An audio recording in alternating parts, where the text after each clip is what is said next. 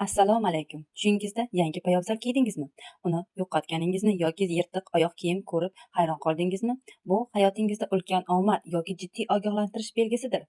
Tushlar sirini o'tkazib yubormaslik uchun hoziroq kanalimga obuna bo'ling. Bugun tushda poyabzal kiyishning eng muhim davrlarini ochib beramiz. Dastlab eng xayrli va go'zal bo'lgan yangi poyabzal dabridan boshlaylik. Agar tushingizda o'zingizga juda yarashgan, toza va yangi poyabzal kiyganingizni ko'rsangiz, tayyor turing. Bu tush hayotda sizning martabangiz yuksalishi, ishlaringiz dahshatli darajada yurishib ketishi va o'yingizga kutilmagan halol daromad kirishini anglatadi. Poyabzal insonning hayot yo'lidir. Demak, yo'lingiz ochiq, maqsadlaringizga juda oson erishasiz. Yana bir ko'p so'raladigan holat tushda poyabzalni yo'qotib qo'yish. Agar tushingizda oyog'ingizdagi kiyimni qayergadir qo'yib topolmasangiz yoki uni birov o'g'irlab ketsa, bu biroz ogohlantiruvchi belgi hisoblanadi.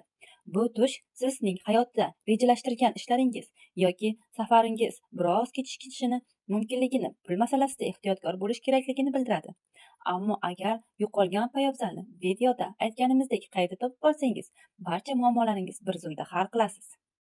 Biroq tushlar olamida poyabzalning oyog'ingizni qisishi yoki yirtiq bo'lishi hayotdagi ayrim mayda tashvishlar yoki o'zingizga mos bo'lmagan ish bilan band ekanligingizdan darak beradi.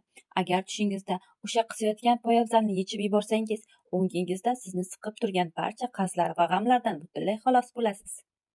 Aziz obunachilar, siz oxirgi marta tushingizda qanday poyabzal ko'rdingiz? Yangi va yaltiragan oyoq kiyimni yoki yo'qotib qo'ydingizmi?